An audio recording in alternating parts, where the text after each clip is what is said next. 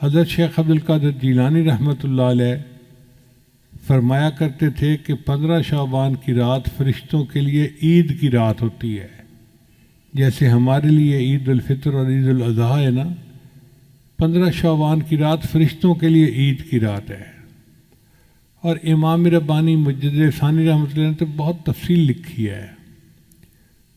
انہوں نے بات سمجھائی کہ دیکھو، رات ہوتی ہے، ہر طرف اندھیرا ہوتا ہے، پھر صبح صادق طلوع ہوتی ہے، اور صبح صادق کے بعد روشنی بڑھتی جاتی ہے، بڑھتی جاتی ہے، بڑھتی جاتی ہے، حتیٰ کہ جب سورج نکلتا ہے تو اس وقت روشنی ختم ہو جاتی ہے اور دھوپ آ جاتی ہے۔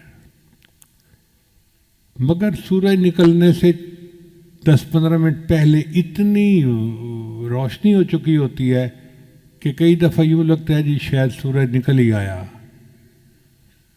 حالانکہ ابھی نکلا نہیں ہوتا۔ وہ فرماتے ہیں کہ بالکل اسی طرح 15 شعبان کی رات کو اس نور کا سورج طلوع ہو جاتا ہے، نہ اس نور کی صبح صادق طلوع ہو جاتی ہے، پھر ہر دن یہ نور بڑھتا رہتا ہے، بڑھتا رہتا ہے، بڑھتا رہتا ہے، حتیٰ کہ رمضان سے 1-2 دن پہلے ایسی حالت ہوتی ہے کہ جیسے رمضان کی برکتیں ہوتی ہیں۔ اس لیے نبی علیہ السلام شعبان میں کثرت سے روزہ رکھتے تھے۔ صلاۃ و تسبیح کا پڑھنا عبادت ہے، اور کل کے دن کا روزہ رکھنا بھی سنت ہے۔ بیکی شریف کی روایت ہے، نسائی میں بھی اس کا تذکرہ ہے کہ شعبان کا مہینہ رجب اور رمضان کے درمیان ہے، جس کی فضیلت سے لوگ بے خبر ہیں۔ اس مہینہ میں بندوں کے اعمال پیش کیے جاتے ہیں۔ میرا دل چاہتا ہے کہ میرا عمل ایسی حالت میں پیش کیے جائیں کہ میرا روزہ ہو، یعنی نبی علیہ السلام نے فرمایا کہ میرے عمل اللہ کے سامنے اس حال میں پیش ہوں کہ میں روزہ دار، یعنی 15 شعبان کا روزہ سنت ہے، حدیث سے ثابت ہے۔ اس لیے نبی جب رجب کا چاند دیکھ لیتے تو یہ تھے، اللہم بارک لنا فی رجب و شعبان و بلغنا رمضان۔ حضرت علی عنہ روایت کرتے ہیں کہ 15 شعبان کو رات کا قیام کرو، دن کو روزہ رکھو، چونکہ اس رات میں غروب آفتاب کے بعد ہی اللہ تعالیٰ آسمان دنیا پر جلوہ افروز ہو جاتے ہیں، اور اعلان کرنے والا اعلان کرتا ہے کوئی مغفرت چاہنے والا کہ اس کی مغفرت کی جائے، ہے کوئی رزق کو طلب کرنے والا کہ اس کو رزق دوں، ہے کوئی مصیبت زدہ کہ میں اس کی مصیبت کو دور کر دوں، ہے کوئی حاجت طلب کرنے والا کہ میں اس کی حاجت روائی کروں۔ اب آپ اندازہ لگائیے کہ آج کی رات میں اللہ رب العزت اعلان فرماتے ہیں، ہے کوئی مصیبت زدہ جس کی مصیبت میں دور کروں، ہے کوئی حاجت والا جس کی حاجت کو میں پورا کر دوں۔ جب اللہ تعالیٰ خود پوچھ رہے ہیں تو پھر اس رات میں ہمیں اللہ کے سامنے آہوزاری کرنی چاہیے کہ اللہ ہماری مصیبتوں کو دور کر دیجئے، پریشانیوں کو دور کر دیجئے۔ ابن ماجہ کی روایت ہے کہ نبی علیہ السلام کے بارے میں سیدہ صدیقہ عنہا فرماتی ہیں، میں نے ایک رات نبی علیہ السلام کو بستر پر نہ پایا۔ بندہ سویا ہوا ہوتا ہے نا تو آنکھ کھلتی ہے، تو میں نے دیکھا کہ نبی علیہ السلام بستر پہ نہیں تھے، تو میں باہر نکلی، بھئی خیریت تو ہے پتہ کروں۔ وہ فرماتی ہیں میں نے دیکھا کہ نبی علیہ السلام جنت بقیع کے اندر تھے۔ میں نے پوچھا اے اللہ کے نبی صلی اللہ علیہ وسلم آپ یہاں رات کے وقت کیسے آئے؟ تو نبی علیہ السلام نے فرمایا کہ آج 15 شعبان کی رات ہے،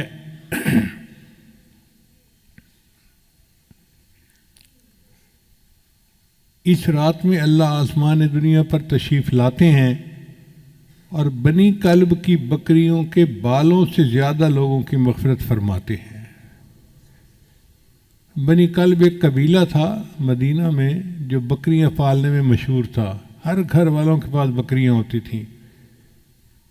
اب آپ اندازہ لگائیں کتنی بکریاں ہوں گی، اگر 200-400 بکریاں ایک گھر کے پاس ہوں تو پھر کتنے لوگ ہوں گے، ہزاروں بکریاں۔ بعض حدیث میں آتا ہے کہ قبیلے کے پاس اتنی بکریاں تھیں کہ جب سب بکریاں نکالتے تھے تو 2 پہاڑوں کے درمیان کی پوری وادی بکری بھر جاتی تھی۔ اب 2 پہاڑوں کے وادی بکریوں سے بھر جاتی تھی تو کتنی تعداد ہوگی؟ پھر بکری کے جسم پہ کتنے بال ہوتے ہیں اس پر بھی غور کریں۔ ہمیں تو اندازہ نہیں ہے۔ ہمارے ایک دوست تھے ماشاءاللہ، وہ فارغ البال گنجے تھے، میں ان کو پیار سے فارغ البال ہی کہتا تھا۔ ایک دن میں گیا تو اس نے نا ایک لٹ جو ہے نا بالوں کی یوں لگائی ہوئی، تو میں نے پوچھا کہ بھائی آپ نے یہ بال کیسے لگوائے؟ کہتے حضرت ٹرانسپلانٹ کروائے ہیں۔ میں نے کہا ٹرانسپلانٹ کروانے تھے تو سارے کروا لیتے۔ کہنے لگا حضرت ایک بال کے بدلے انہوں نے $1 لیا ہے اور میں نے $10,000 پے کر کے یہ بال لگوائے ہیں، اور 10,000 بالوں کی جو لٹ تھی وہ چھوٹی سی تھی ایسے۔ تو میں سوچ میں پڑ گیا کہ اگر یہ بال 10,000 ہیں تو پورے سر پہ تو پھر لاکھوں بال ہوں گے۔ اب اگر انسان کے سر پر لاکھوں بال ہوتے ہیں تو بکری کے جسم پہ کتنے بال ہوں گے بھائی؟ اندازہ لگائیں۔ اگر ایک بکری کے جسم پر لاکھوں بال ہوتے ہیں تو بنی کلب کی پوری بکریوں کے جسم پہ کتنے بال ہوں گے؟ اتنے بندے اللہ آج کی رات میں جہنم سے بری فرما دیتے ہیں۔ اس لیے یہ بہت بڑی خوشخبری کی بات ہے۔ بہقی شریف کی روایت ہے کہ اس رات میں وہ سب بنی آدم لکھ لیے جاتے ہیں جو اس سال مریں گے، اور جو بچے اس سال پیدا ہوں گے۔ اس رات بندوں کے اعمال اٹھائے جاتے ہیں اور اسی میں ان کے رزق نازل ہوتے ہیں۔ اب جو بے اولاد لوگ ہیں وہ آج کی رات میں اللہ سے دعا مانگے کہ اللہ ہمیں اولاد والی نعمت عطا فرما، چونکہ فیصلے آج کی رات ہونے ہیں۔ جب افسر کی قلم چل رہی ہو فیصلے کی تو اس وقت فیصلہ لکھوانا اپنی مرضی کا آسان ہوتا ہے۔ جب ایک دفعہ لکھا جا چکے پھر اس فیصلے کو بدلوانا یہ مشکل کام ہے۔ ہم 15 شعبان کی رات کو تو دعائیں مانگتے نہیں اور پھر پورا سال روتے رہتے ہیں، جی دعا قبول نہیں ہوتی، دعا قبول نہیں ہوتی، دعا قبول نہیں ہوتی۔ دعا کیوں نہیں قبول ہوتی ہے لیکن اس کے مانگنے کا وقت ہوتا ہے۔ تو آج کی رات کی اہمیت کا اندازہ لگانا چاہیے۔ ابو امامہ باہلی رضی اللہ عنہ ایک صحابی تھے۔ جب وہ نبی علیہ السلام کے پاس آئے تو اللہ کے محبوب وسلم کو یہ حکم ملا کہ ان کا اکرام کرو، تو نبی علیہ السلام نے ان کے لیے اپنی چادر بچھا دی، مگر ان کا ایمان سے نور سے سینہ منور ہو چکا تھا۔ وہ آئے اور انہوں نے چادر کو اٹھا کے چوما، اے اللہ کے وسلم میں آپ کی چادر پہ پاؤں نہیں رکھ سکتا۔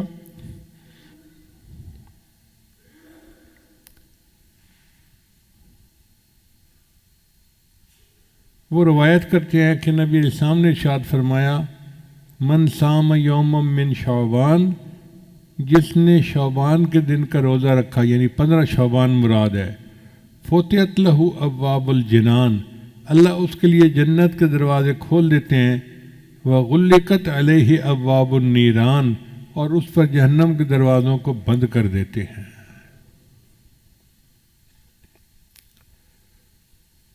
ہمارے سلسالیہ نقشبندیہ کے سرخیلی امام سیدنا صدیق اکبر رضی اللہ تعالیٰ عنہ فرماتے ہیں، قوموا لیلۃ نصف من شعبان، کہ نصف شعبان کی رات کو تم قیام کرو، فإنہا لیلۃ مبارکہ، یہ مبارک رات ہے، فإن اللہ تعالی یقول، اللہ تعالیٰ اس میں یوں فرماتا ہے، فیہا حل من مستغفر فاغفر اللہ، ہے کوئی مغفرت کا چاہنے والا کہ میں اس کی مغفرت کروں۔ سبحان اللہ، زندگی میں اللہ نے پھر ہمیں ایک موقع دے دیا. آج کی رات اللہ پوچھتے ہیں ہے کوئی مغفرت چاہنے والا کہ میں اس کی مغفرت کر دوں. تو بھائی ہم اللہ کے سامنے فریاد کریں، پکاریں، دعائیں مانگیں کہ اے اللہ ہم مغفرت چاہتے ہیں، ہم بڑے خطا کار ہیں، گناہ گار ہیں. آج کی رات برکت والی رات ہے. علماء نے لکھا ہے کہ حضرت موسیٰ علیہ السلام کو طور پہ نبوت ملی تھی، وہ 15 شعبان کی رات کو ملی تھی. خدا کی دین کا موسیٰ سے پوچھئے احوال کہ آگ لینے کو جائیں پیمبری مل جائے. آپ یوں سمجھیں کہ آج کی رات ہے، رزق کے فیصلے آج کی رات ہوں گے، انسان کو مال کتنا ملنا ہے اس کے فیصلے آج کی رات ہوں گے، کس کا نکاح ہونا ہے اس کے فیصلے آج کی رات ہوں گے، کس کو بچے ملنے ہیں فیصلہ آج کی رات ہوگا، صحت والی نعمت ملنی ہے اس کا فیصلہ آج کی رات ہوگا، کس کو آئندہ سال زندگی ملنی ہے فیصلہ آج کی رات ہوگا. اب رزق تو اللہ تعالیٰ نے ہمیں پہنچانا ہے. ہم اگر کہنا کہ اللہ ہمیں رزق نہ دے پھر بھی اللہ رزق دیں گے، چونکہ ذمہ اس نے لیا ہوا ہے. اب جو لوگ بھوک ہڑتال کرتے ہیں ان کے ساتھ کیا ہوتا ہے؟ ان کو زبردستی جوس پلائے جاتے ہیں، اور جو انکار کرتے ہیں تو پھر ڈاکٹر آ جاتے ہیں، وہ پھر ان کو ٹیکے لگاتے ہیں. تم اگر منہ سے نہیں کھا رہے تو ہمیں تمہیں غذا تو دینی ہے، تو سوئیاں چبھو چبھو کے ان کو رزق دیا جاتا ہے.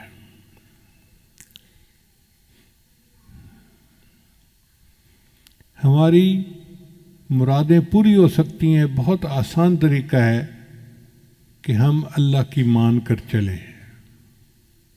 ایک اصول یاد رکھیں کہ ایک ہے ایمانی زندگی اور ایک ہے نفسانی زندگی. ایمانی زندگی گزاریں گے تو ہم امام عالم بنیں گے، اور نفسانی زندگی گزاریں گے تو ہم غلام عالم بنیں گے. آج کل کے حالات پہ نظر کر لیجئے، آج کل جتنے مسلمان ہیں سب غلام عالم بنے ہوئے ہیں.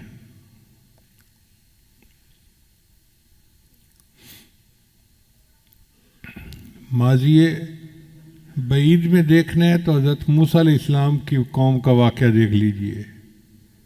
پسی ہوئی قوم تھی.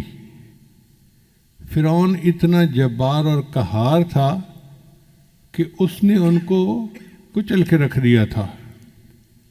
چنانچہ انہوں نے موسیٰ علیہ السلام سے کہا اوذینا من قبل ان تأتینا ومن بعد ما جئتنا.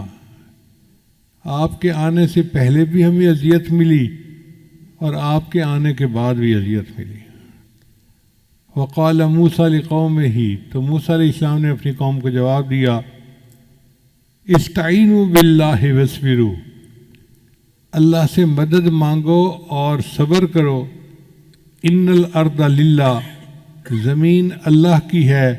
یورثھا من یشاء من عبادی، اپنے بندوں میں سے جس کو چاہتا ہے زمین کا وارث بنا دیتا ہے. تصور نہیں کوئی کر سکتا تھا کہ بنی اسرائیل والے اس زمین کے وارث بن جائیں گے. اللہ نے ان کو بنا دیا. اللہ فرماتے ہیں وَنُرِيدُ، اور ہم نے ارادہ کیا أَن نَمُنَّ عَلَى الَّذِينَ اسْتُضْعِفُوا فِي الْأَرْضِ وَنَجْعَلَهُمْ أَئِمَّةً وَنَجْعَلَهُمُ الْوَارِثِينَ، کہ ہم ان کو زمین کا امام بنائیں گے اور زمین کا وارث بنائیں گے. یہ تو ہے ماضی مثال. اگر ماضی قریب میں مثال دیکھنی ہے تو صحابہ کرام کی مثال دیکھیں. اللہ کی مان کر چلے. اللہ نے کیسر و کسریٰ کے تاج ان کے قدموں میں لا کر رکھ دیے. اللہ تعالیٰ نے ان کو کیا عزتوں سے نوازا. چڑھتے سورج سے تاج مانگا، سمندروں سے خراج مانگا. لگاتا تھا تو جب نعرہ تو خیبر توڑ دیتا تھا. حکم دیتا تھا تو دریا کو رستہ چھوڑ دیتا تھا۔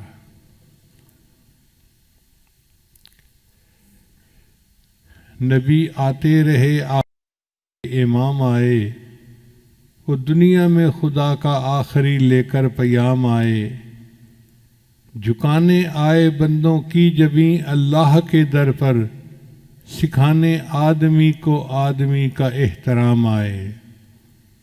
وہ آئے جب تو عظمت بڑھ گئی دنیا میں انسان کی، وہ آئے جب تو انسان کو فرشتوں کے سلام آئے۔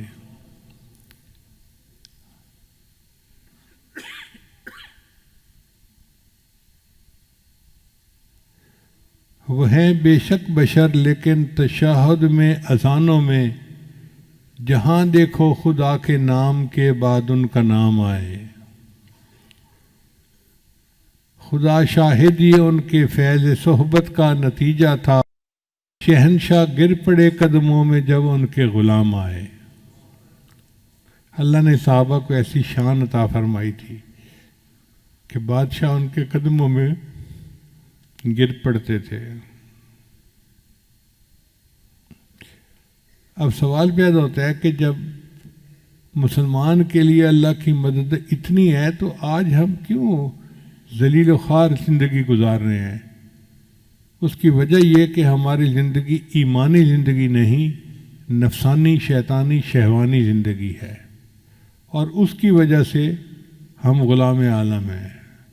دستور یہ ہے کہ اگر شہزادہ بادشاہ کی نافرمانی کرے تو پھر بادشاہ جلاد سے جوتے مرواتا ہے، جو چوڑا چمار ہوتا ہے۔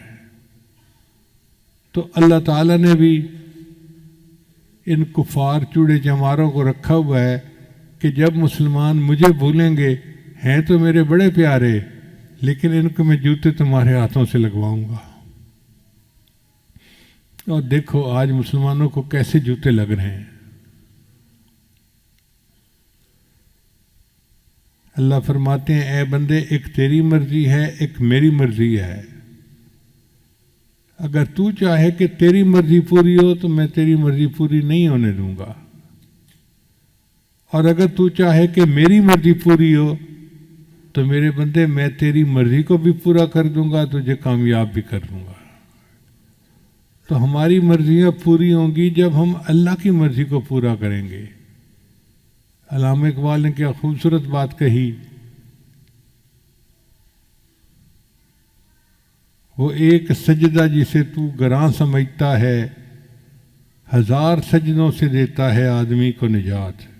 علامہ اقبال کے عجیب اشعار ہیں، اعجاز ہے کسی کا یا گردش زمانہ، ٹوٹا ہے ایشیا میں سحر فرنگیانہ۔ اے لا الہ کے وارث باقی نہیں ہے تجھ میں، انداز دلبرانہ کردار قاہرانہ۔ تعمیر آشیاں سے میں نے یہ راز پایا، اہل جنوں کے حق میں بجلی ہے آشیانہ۔ تیری نگاہ سے دل سینوں میں کانپتے تھے۔ کیا خوبصورت بات کہی ہے، تیری نگاہ سے دل سینوں میں کانپتے تھے، کھویا گیا ہے تیرا جذبے قلندرانہ۔ یہ بندگی خدائی وہ بندگی گدائی، یا بندہ خدا بن یا بندہ زمانہ۔ اگر ہم بندہ خدا بنیں گے تو ہمیں اللہ امام عالم بنائیں گے، اور اگر بندہ زمانہ بنیں گے تو پھر ہم غلام عالم بنیں گے۔ کتنے لوگ ہیں جو آج قرضے کی وجہ سے پریشان ہیں، کسی نے بینک کے قرضے دینے ہیں، کسی نے لوگوں کے قرضے دینے ہیں، لوگ رسوا کرتے ہیں۔ کتنے لوگ ہیں جو گھر سے بے گھر ہیں، پردیس کے دھکے کھاتے پھر رہے ہیں کہ یہ اخراجات پورے نہیں ہوتے۔ کتنے لوگ مرض سے پریشان، بچے بیمار ہیں، ہسپتالوں کے چکر لگا لگا کے تھک گئے ہیں۔ کتنے لوگ نوکری نہ ملنے کی وجہ سے پریشان، کاروباری خسارے کی وجہ سے پریشان۔ کتنے لوگ ہیں بیٹی کے مناسب رشتے نہ ملنے کی وجہ سے پریشان، ان کو نیک قدردان لوگوں کا ساتھ نہیں ملتا۔ کتنے لوگ اولاد نہ ہونے کی وجہ سے پریشان۔ عورت تعلیم یافتہ بھی ہے، اچھے گھر کی بھی ہے، ہر صفت ہے اس کے اندر، مگر ساس دھمکی دیتی ہے تیری اولاد نہیں ہو رہی، میں بیٹے کی دوسری شادی کر دوں گی۔ نند ہے تو اٹھتے بیٹھتے تانے دیتی ہے۔ اب اس عورت کی ٹھنڈی آنکھیں اللہ ہی جانتا ہے۔ کتنے لوگ ہیں کہ بچیوں کی شادیاں تو ہو گئیں، میاں کی درمیان محبت نہیں ہے۔ اب جس عورت کو شادی کے بعد خامد کی محبت نہ ملے تو اس کا گھر کیسے آباد ہوگا؟ ان سب کا علاج کیا ہے کہ ہم آج کی رات میں اللہ رب العزت سے سچی توبہ کریں اور خوب دعا مانگیں کہ اللہ ہماری ان پریشانیوں کو دور کر دیجیے۔ یہ پکی بات ہے، جو چاہیں اللہ چاہیں گے وہ ہوگا، جو نہیں چاہیں گے وہ نہیں ہوگا، چاہے ہم جو مرضی لگا لیں۔ جو اللہ تعالیٰ بنی اسرائیل کو من و سلوہ کھلا سکتا ہے، کیا امت محمدیہ کو دال روٹی نہیں دے سکتا؟ جو پروردگار بی مریم کو بے موسم کے پھل کھلا سکتا ہے،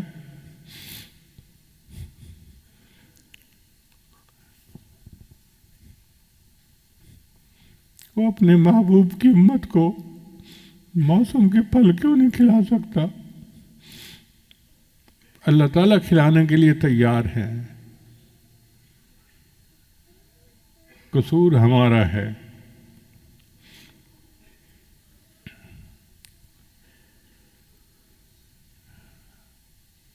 کہتے ہیں کہ پرائی بکری کو کوئی گھاس نہیں ڈالتا، ہم اللہ کے ہیں۔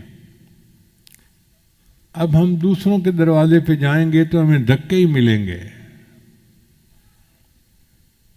ہمارا دروازہ اللہ کا دروازہ ہے، ہمیں چاہیے کہ ہم اس کے اوپر جھکیں۔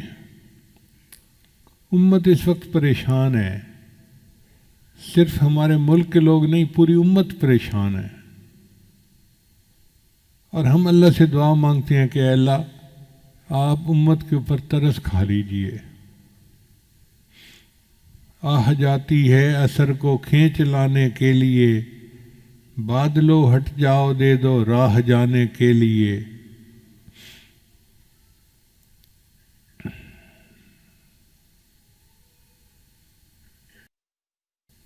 خار ہیں بدکار ہیں ڈوبے ہوئے ذلت میں ہیں، جو بھی ہیں آقا تیری محبوب کی امت سے ہیں۔ ہم جیسے بھی ہیں تو امتی نبی علیہ السلام کے نا۔